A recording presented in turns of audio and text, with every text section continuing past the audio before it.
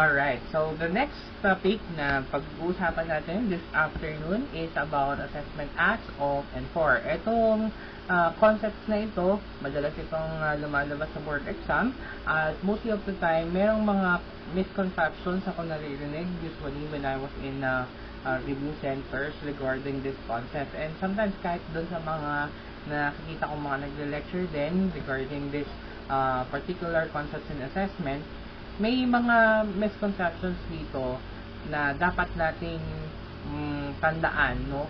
Na ay ganito pa siya dapat, okay? And makikita nyo later on how it is connected to other Prof Ed subjects and other topics in Prof Ed areas, okay? Para ma-justify natin bakit ganun dapat siya, okay?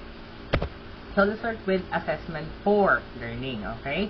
So we have here two columns, nature of assessment, tapos yung use of information nung assessment na to, nung type ng assessment na to. So first, for assessment for learning, okay? Mostly of the time, naririnig ko na ang assessment for learning is only formative in nature. Well, that's true naman, formative naman talaga siya, as you can see here on our presentation. Pero, I would like to mention as well na this is also diagnostic in nature. Okay? So, doon muna tayo. Sige, simulan natin sa may formative siya in nature. As we've learned from many references, ang assessment for learning is formative siya because it occurs frequently in an ongoing manner during instruction. So, sa kasagsagan na ikaw ay nagle-lecture maybe or nagtuturo ng something to your students, you can ask questions. Those questions are actually considered assessment for learning practices, ano? So, ito ay mga nakakatulong para makita natin whether our students are still following our discussion. Nandun pa ba sila sa ine-expect natin na matutunan nila, in short, no? So, it's formative at the same time because when we ask questions at nakita natin na hindi sila nakakasunod, maaagapan natin siya. So, it is used by teachers to monitor your students' progress towards the expectations. Okay? So, the teachers can provide timely and descriptive feedback to students. Kung nagagamit si teacher ng recitation during discussion, hindi lang sa basta classroom management, yung nagtawag ka o ginamit mo yung questions to call the attention of the students, hindi lang ganun siya, no? It is also used to monitor kung nasa na ba sila doon sa learning expectations sa kanila, okay? And it is also used to scaffold the next steps for instruction and assessment. Kasi nga po, kaya nga po siya tinawag na formative, tinutulungan kasi natin sila na mapag-connect yung gap, yung learning at saka yung current status nila, yung expectation sa kanila at saka yung ine-expect sa kanila. So that is formative in nature. Now, aside from being formative in nature, as I also mentioned, hindi lang siya formative, no? It is also diagnostic in nature. It occurs before instruction. So teachers can determine students' prior knowledge and skills.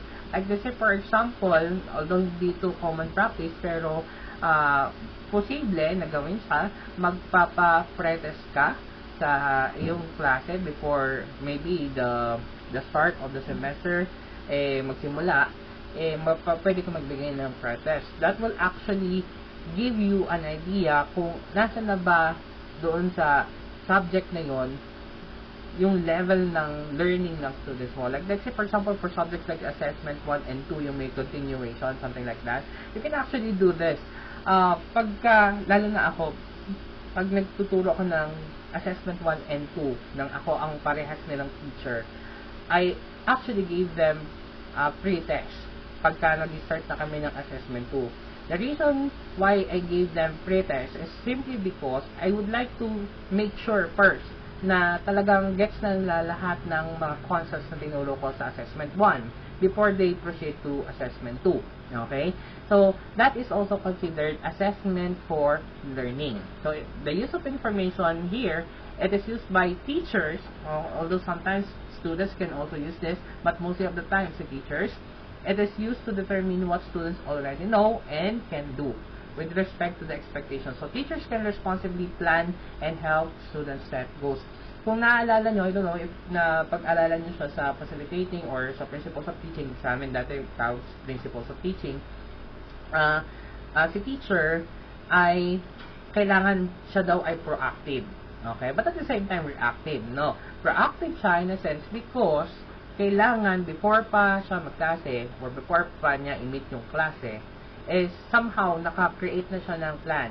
And yung plan na yun that considers also all the possibilities like this. For example, baka may mangyaring ganito, ganyan.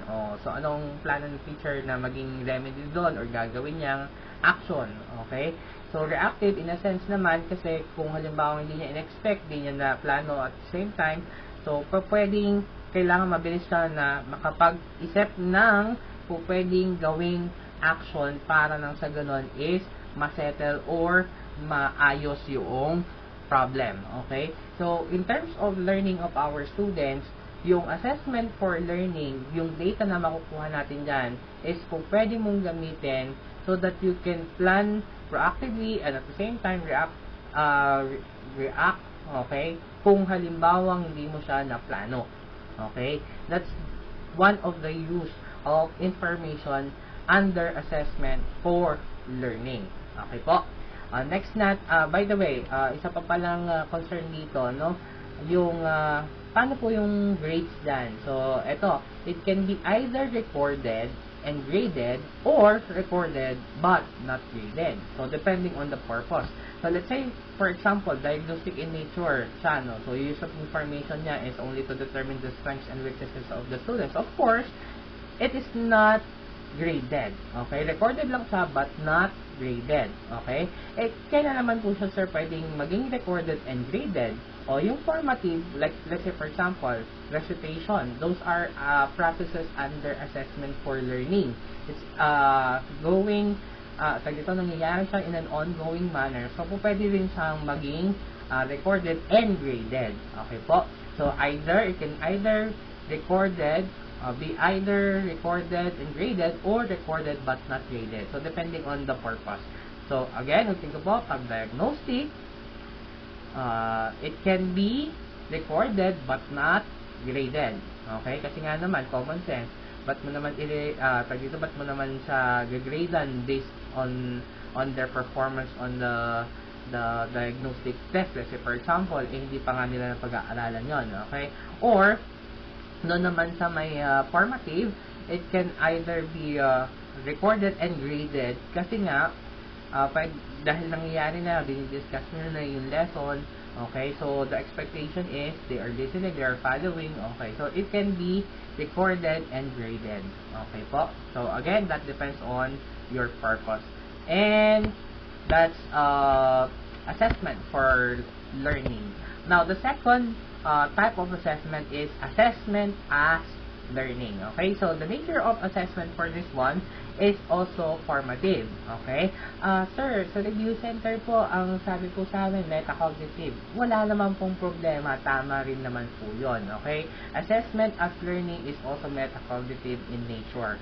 Formative din siya, no? So basically, yung formative kanina is also metacognitive in nature. So, formative siya because it occurs frequently during instruction and in an ongoing manner. Ang pinagkaiba lang nitong formative na pinag-uusapan natin na to sa assessment as learning, kung sino yung gumagamit ng information. Okay, teka lang, balikan muna natin before tayo magtuloy-tuloy dyan. Okay, balikan natin si formative dito kay assessment for learning. Kung nakikita nyo dyan, it is used by teachers. Okay, mostly kay teachers. Si teacher gumagamit yan pagka formative in nature ng assessment for learning. Pagdating naman kay assessment as learning, formative pa rin naman po siya, pero ang gumagamit na dito ay si students. Okay? To provide feedback to other students, we call that peer assessment, or to monitor their own progress, we call that self-assessment, and make adjustment in their learning approaches. Reflect, okay? Yun yung ating pinaka-key term dito, reflect on their learning and set goals. Kaya din natin sa tinatawag na metacognitive in nature. Nasusundan po ba natin? Okay? Ulitin ko po, the assessment as learning is formative siya or metacognitive in nature Okay, as well as the assessment for learning. Ang pinagkaiba lamang po ay kung sino ang gumagamit ng information at para saang purpose. And of course, the last one. Okay, so ito naman yung pinaka-common na lagi nating naririnig when we are talking about the different types of assessment. So, assessment of learning. So, alam na natin to. This is the summative in nature na klase ng assessment. So, summative siya because it occurs at the end or near the end of a period of learning. So, ang gamit ng information natin dito, information is designed to provide evidence, okay, of achievement to students, parents, and educators. And ito ang klase ng assessment na ginagamit natin to decide, okay, whether the students will be promoted to the next stage in their academic journey, okay? And please take note of this, no? So, the teacher po ang gumagamit ng information dito, okay? And isa pa pala, doon sa may nature of assessment natin, summative siya, it occurs at the end or near the end of a period of learning. I would like to clarify this, okay? So, you will be encountering some questions in the board exam, maybe, no? Kung pagdating yan sa assessment. At, ang tanong doon is, tatanungin kayo to identify what type of assessment was being described in the scenario or in the situation, okay? So, kapag ang possible na sagot is assessment of learning, summative siya, okay? Baka malito kayo, tingnan nyo lang po ito. Pagdating sa pag-identify kung sang type siya ng assessment, lagi nyo isipin, kapag ka ang pinag-uusapan ay buong period, okay, ng learning. Like let's say, for example, after a semester, maybe after a grading period, okay, we are talking about summative. So, assessment of learning siya. Okay? Bigyan ko pa kayo ng mga ilang examples para mamaya, medyo hindi kayo malito, no? Kailangan lang natin siyang i-strengthen dito. So, that's the purpose of this lecture. Okay? So, pakita ko lang sa inyo itong isang short na summary niya in tables. Okay? So, assessment 4 as of, para mas makita natin yung difference ng tatlong type ng assessment. Ang nature of assessment 4, as I've mentioned earlier, is diagnostic and or formative. Okay? And then for assessment as, that is formative or metacognitive. Okay? And for assessment of, that is summative. Only summative. Okay? Now, this is used by, again, yung assessment 4 is teachers and students. Assessment as is students, mainly. Si assessment of is si teachers lang. Okay? Use of information, number 1, for assessment 4, to determine what students already know and can do. In short, yung strengths and weaknesses nila. Okay, nandiyan yan. Next natin, for assessment as learning naman, this is for self-assessment, peer assessment, self-reflection. Okay? And then, assessment O is to provide evidence of achievement to students, parents, and other educators. Now, another column I have here, when it usually happens, so sum up lang natin yung discuss natin kanina, assessment 4 is before and during instruction, assessment as is during instruction, assessment of after instruction. Mga example, okay, para mas masundan natin at para makita niyo yung sinasabi ko na most of the time, nakakalito siya pag walang predictor or walang indicator, ng time, okay? Especially pagka sa usapin ito ng pag-identify ng nature or ng type of assessment, okay? So, mga example under assessment for learning. So, we have pre-test, diagnostic test, readiness test, okay? We also have recitations, short quiz, short response essay. So, yan yung mga makikita nyo. By the way, naka 1 and 2 siya, pansinin nyo siya. So, si 1 kasi basically, that's the diagnostic, yung nature ng assessment niya. The number 2 naman, yung recitation, short quiz, short response essay. Those are actually falls under formative assessment, ni assessment 4. Okay? And then, kung titingnan nyo naman yung sa may nasa assessment of learning, meron tayong long quiz dyan, meron tayong unit test, periodical exams, achievement test, standardized test. Sir, may question kami. Okay, napansin ko lang. So, sir, merong short quiz kay assessment 4. Di ba po, pag kasi short quiz ang pinag-uusapan natin, that is considered assessment of tumpak. Tama kayo doon. Pero, merong pero.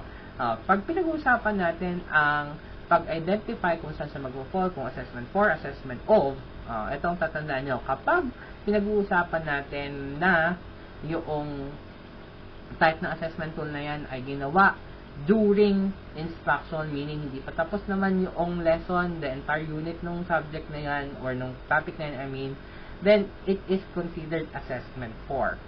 While pagka naman siya ay ginamit to summarize or to sum up what the students have learned entirely from the lesson, okay, kahit sabihin na short quiz lang siya, then that is considered a assessment of learning or summative in nature. Nag-guess po natin.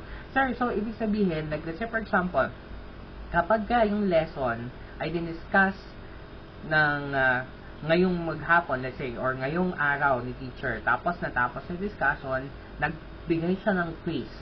Yung short lang, okay? Short quiz lang.